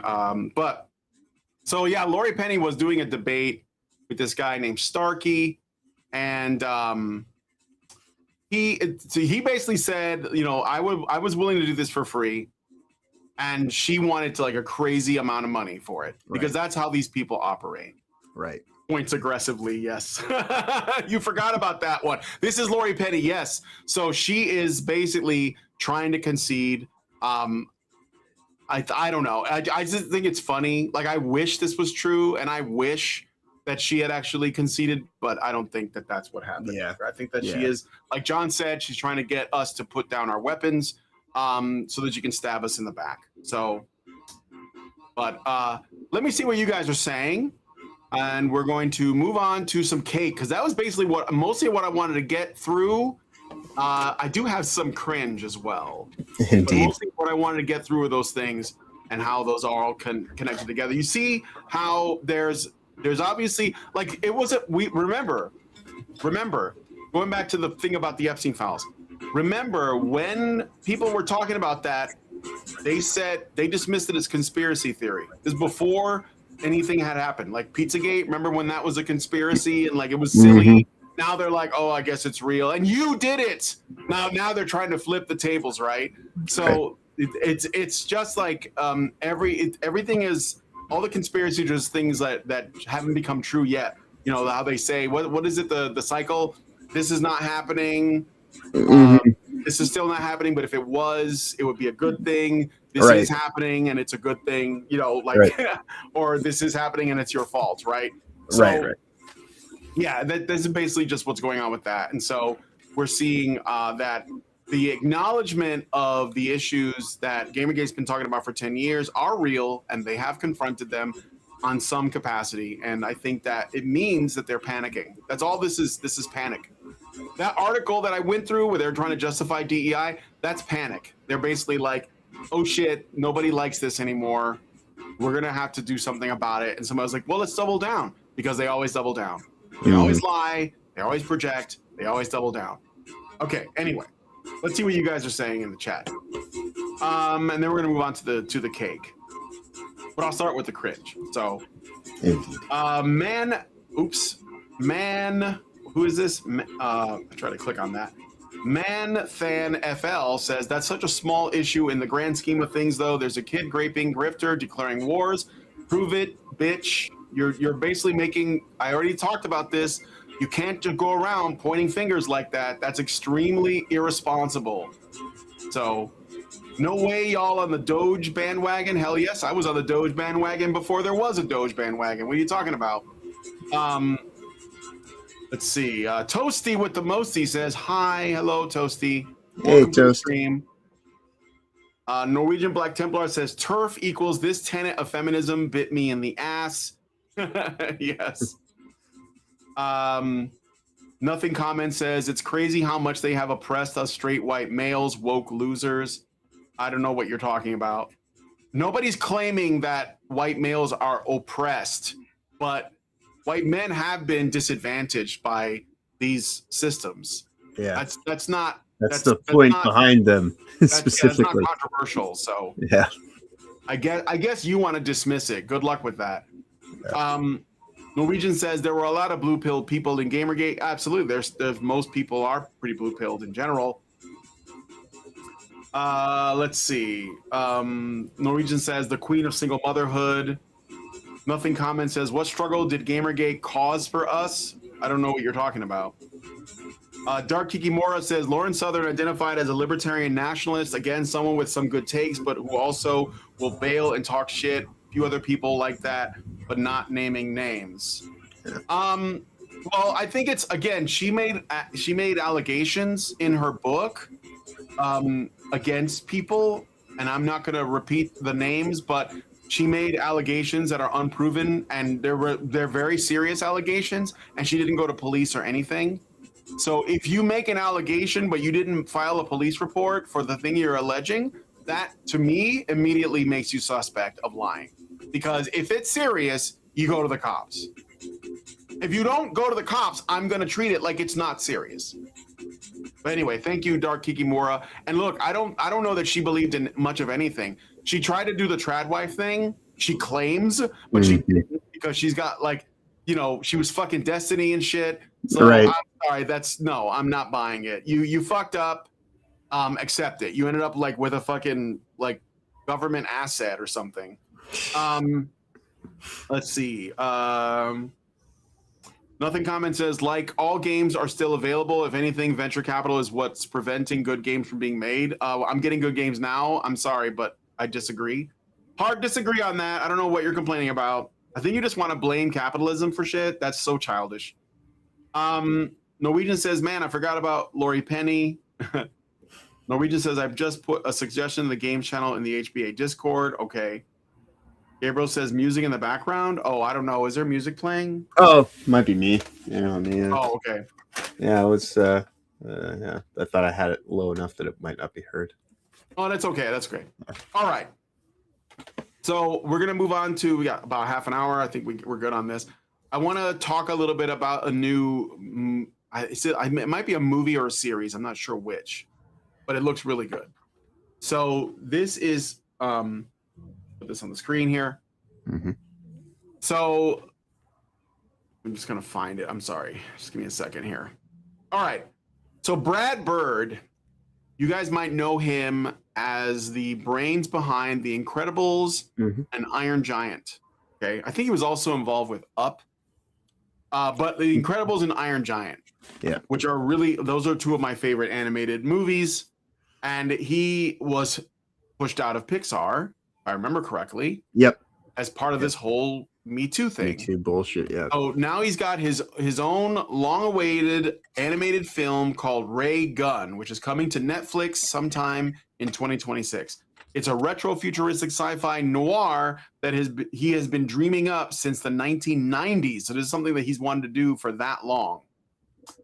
Sam Rockwell would be voicing the jaded private eye Raymond Gunn. Scarlett Johansson is the glamorous multimedia star Venus Nova. And Tom Waits, who I love Tom Waits, plays his one-eyed alien sidekick, Ira. Get it? Bird calls it The Maltese Falcon meets Buck Rogers. Think classic 1940s detective story with jetpacks, flying cars, and aliens in a towering Art Deco city called Metropia. The story is going to follow Ray as he's pulled into a murder case involving Venus Nova and her body double in a world where machines do most of the detective work. Bird's pushing to prove animation isn't just for kids. He wants it to feel like a big, fun popcorn movie for adults as well. Skydance Animation is producing. So Skydance is the company, I think it was like Tom Cruise that put it together. So he was involved with it when he put out his Top Gun movie, as well as his last couple of Mission Impossibles. And they also put out an animated movie called Lucky, I think it was, which was okay. It wasn't like great, but it was it was competently done. It just didn't have like as much heart as, you know, like when Pixar was in their prime. But you could tell that the bones were there for something special. This could be that. So this is Brad Bird's first feature since Incredibles 2, which I didn't like as much, but and here are some of the first look images. So that's Ray Gunn and his sidekick. Tom Waits is great. He's such a weird dude. You know who that is? Oh, of course. I got He's in my fucking my music library here. Yeah. Yes. He's a big in Japan, musician. Man. He was in 13th Warrior for some reason. He was like a king in that. 13th Warrior, great movie, by the way. Yeah, Tom Waits is awesome. Yeah, Tom Waits. And here is another image. Now there's no trailer yet, but I got to tell you, like, I love this aesthetic. I think this is great, and the retro futurism stuff just looks cool to me. And I think it's very fitting when you consider, again, Brad Bird's Iron Giant and Incredibles, which also had a very like Art Deco retro future thing going on.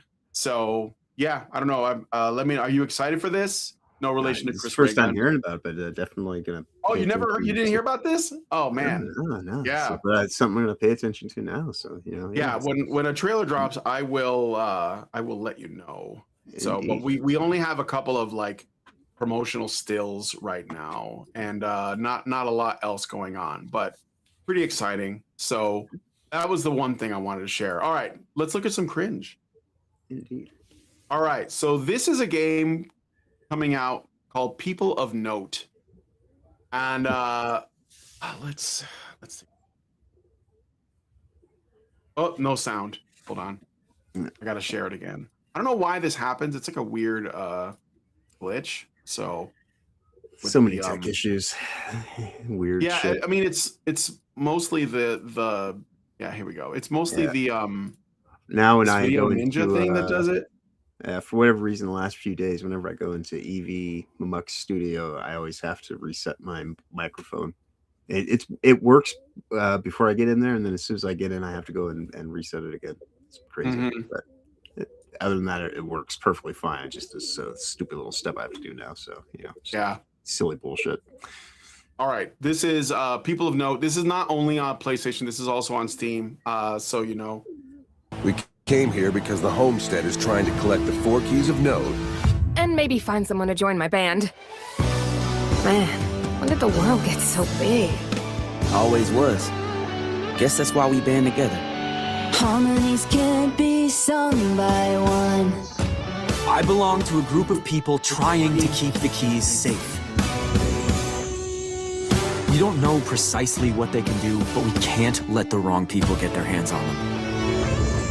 This is the start of something new. Your sounds are part of something larger than you. The whole world's waiting to hear. Smolder, this is it. Everything you've got.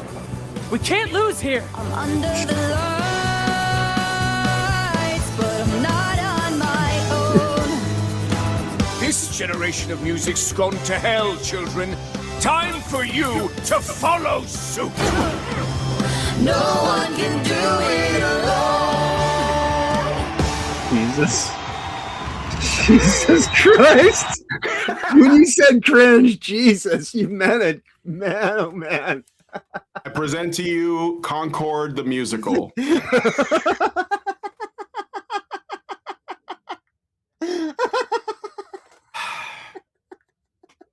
Stop the trailer. So it's available right now, guys, and it's 10% off. In this turn-based RPG musical, join Cadence. Get it? Cadence. Her name is Cadence. As she recruits an ensemble of musicians on her quest for stardom. Experience turn-based combat like never before, where each battle is a musical performance with evolving combat conditions and genre-bending mashup attacks. And you can buy the soundtrack too. Jesus Christ, if a trans flag could sing.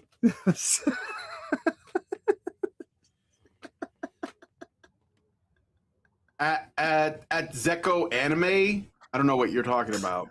Oh man. Oh Jesus. This game, this is clearly something that was profit all on the front end. This is definitely another one of those. I'm sure if you look into it, they probably got like a huge fucking money grant from some kind of governing agency or some kind of bullshit like that, whereas WF money or some kind of this is wow. Thank you for the good laugh, but Jesus Christ. Wow. Wow. Yep. People of Note. Concord the musical. Indeed. So we'll it's I mean, it's not even Dustborn. Like, I mean, Dustborn did have music. I think Dustborn is worse, but this is bad. This is pretty bad. So all right, let me see what other. I think that I got like one more thing. I guess the thing that who was it that shared it? Was it in the games? Yeah. Okay, here we go. Shotgun Farmers. Okay. Maybe I can find the. Well, no, I could just play this. That's okay. I'm having a cringe stroke. Right? Yeah, that was concentrated cringe. Yeah. Yeah, I know. Woo, woo, boy. All right, let's look at this then. So this is Shotgun Farmers. I think this is like, I don't know that there's much else. There was one other little thing I might share after this. I think it's kind of interesting, but it's very niche and specific. But let's look at this. Is Shotgun Farmers. I don't know.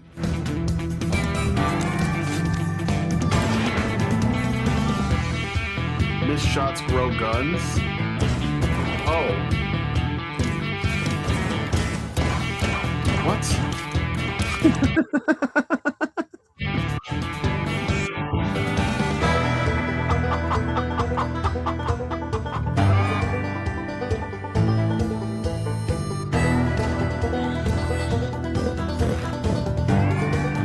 So there's vehicles, there's weapons.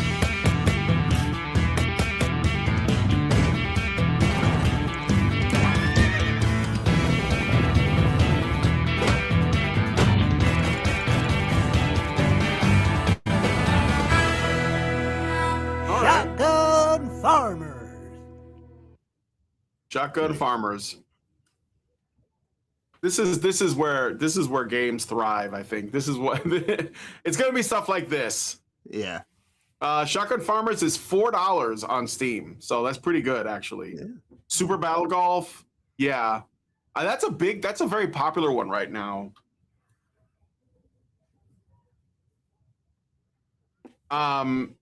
Yeah, I've seen a lot of people streaming this one. I don't watch it, but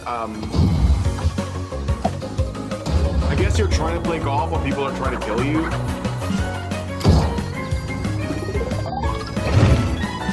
And you can apparently hit yourself. I don't know.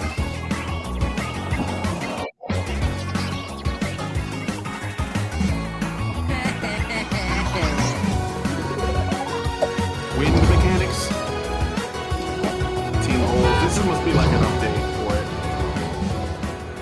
Yeah, frozen fairway. So it's like an upgrade. And here we see Bob going for the putt. All right. So you're too afraid of playing with me. Did you get it for me? Do I have this game? I don't think I have this game. Do I? I don't know.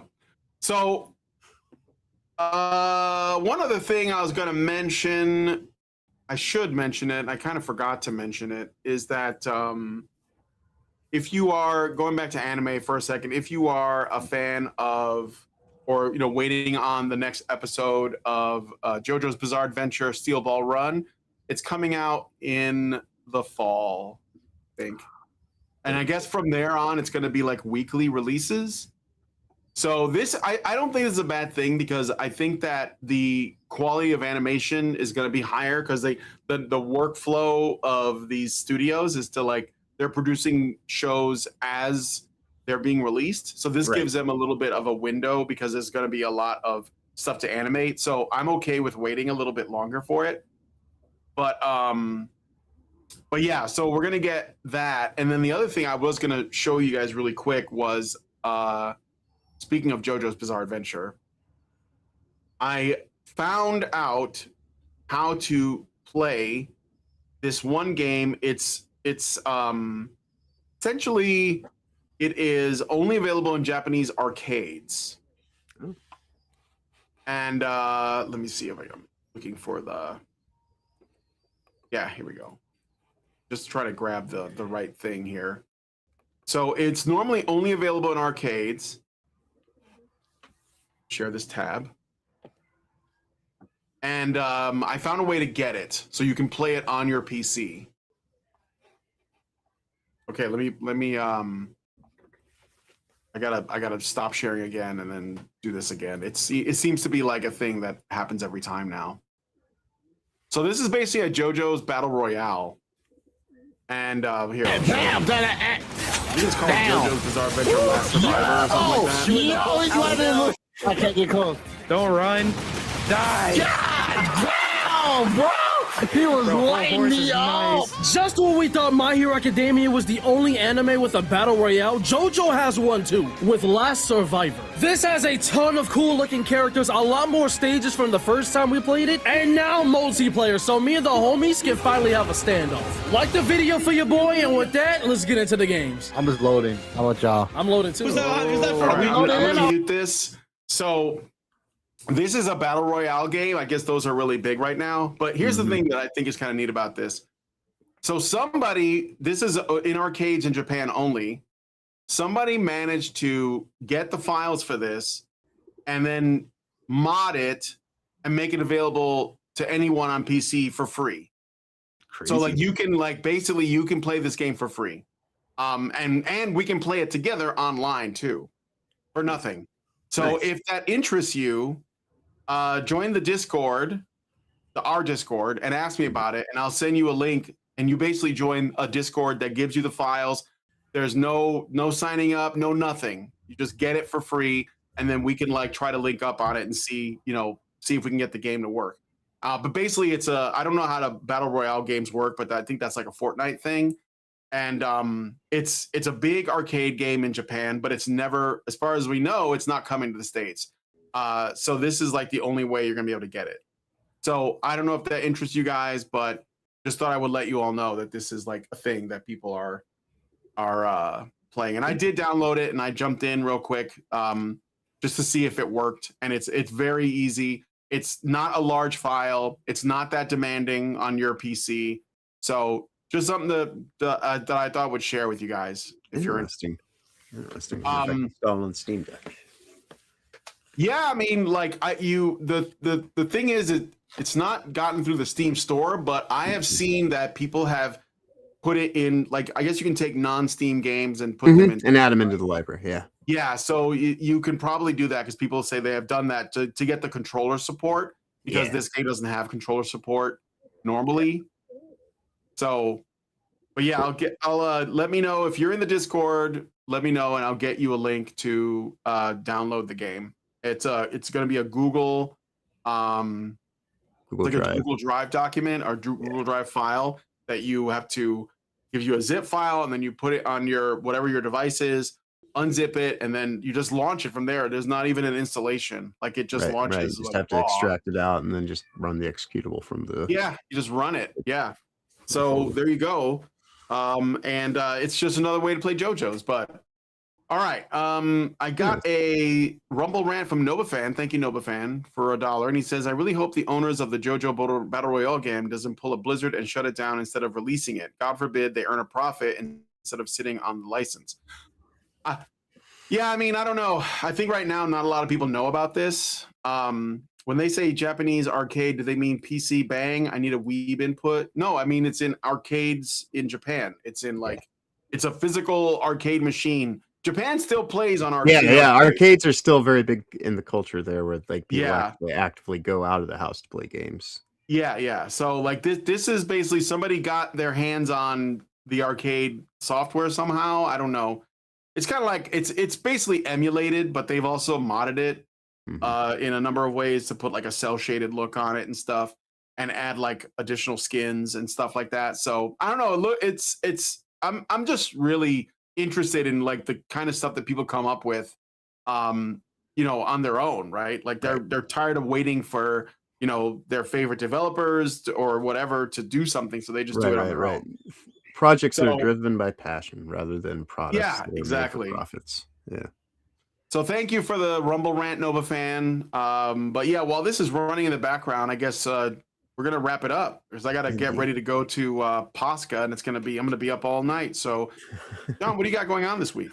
Let's see. I know Will is doing a stream about the quarterings meltdown. Oh, here I haven't been following any of that stuff. So he asked me if I'd join in with him, so I told him that I would probably do that as soon as we got done with this here today. So I'll probably be over there in a little bit. Otherwise, just prepping for tomorrow's review of episodes 5 and 6 of season 12. That will complete us for the seasons of Red Dwarf. There is a special that we still need to do a review for next week, but we are getting to the end of the road as far as the Red Dwarf reviews go. That should be starting. Technically, we're scheduled to start our streams at 11 a.m. Eastern over on Will's channel, Sundays, Tuesdays, and Thursdays. But he is a dad of 2 young daughters, and now they've got also another one of their nephews there, another young kid. So he's got a full house. So like sometimes gets pushed back an hour or whatever. But tentatively tomorrow 11 a.m. we'll be doing that review, and then throughout the week I'm there. Like I said, Tuesday's the Pop Culture Day. Thursday we do Anchor of the Week, and Toasty joins in with us on those streams a lot of the time. But you can also find me with Toasty Sundays, Tuesdays, and Thursdays at 8 p.m. Eastern over on her channel. It's just pretty much like, we do our we started doing interviews on Tuesdays, and then we do our Fallout reviews on Thursdays, and then we do just kind of hangout panels on the weekends. So we'll be there again tomorrow night, 8 p.m. Eastern. Otherwise, I do want to thank everybody who took time out of their day to hang out with us start of the weekend. Greatly appreciated. Whether you been here from the start or joined it along the way, all the follows, shares, donations, just even of your time and your input in the chat is greatly appreciated here. And always great time talking with you. But of course, with that said, y'all have a wonderful weekend going forward. Of course, safe travels ahead. Be awesome as always. All right. So yeah, I mean, my next show will maybe be Tuesday, which is going to be me playing through Half-Life. I've never played Half-Life, so it's a blind playthrough of the original Half-Life, and that's how we like I said, I have plenty. I don't really give a shit about the new games, really. Yeah. I mean, are you playing the original? I'm looking forward to, but yeah. What? Are you playing the original or the Black Mesa remake? No, it's the original. It's just Half-Life. Okay, Just yeah. The original Half-Life. You can. You should be able to get after you get done with it, if you want to go and check out an updated version of it for comparison. Black Mesa is quite good, and it's basically a fan project remake of the original. What's the difference? It looks nicer, but and I know somebody has some modernized controls and whatnot. Yeah, I have a demo for someone did a mod. I think it's a mod, or maybe it's even like a full conversion mod or something of Half-Life 2 with a RTX. Yeah. Is that what you mean by like it being kind of a remake, or? Yeah, it's in Steam. You should be able to find it through like the community tab on Half-Life. There'll be links for like fan support stuff and whatnot. But yeah, Black Mesa is maybe after I finish Half-Life 1. Yeah. But definitely play through the original first. But because I haven't even really had a chance to get into it, I just know it exists and I own it. But it's basically it's an updated version of the original Half-Life. But that's a great game. All right. Yeah. Well, thanks for the heads up on that. So with that said, thank you guys for coming on the show. If you guys like this video, please hit like, subscribe if you're not already subscribed, hit the bell for notifications, leave us a comment, let us know what you guys think about what we talked about on the show today, and share the video because sharing is caring. Thank you guys so much for coming on this episode of The Week in Culture, and we will talk to you guys in the next one. Long live Vivian. With the glass ceiling broken, all the oppressed groups shall prosper, especially the most oppressed group of all, gamers. I want people in the industry to be a little bit louder about people being mean to other people, and maybe say it's not a good thing. Yeah. Maybe say we don't want you around if you're going to be a cunt. Yeah. And hateful. And that the games industry is diverse naturally. Not because anyone's making them be diverse. Because the world is diverse, you stupid motherfucker.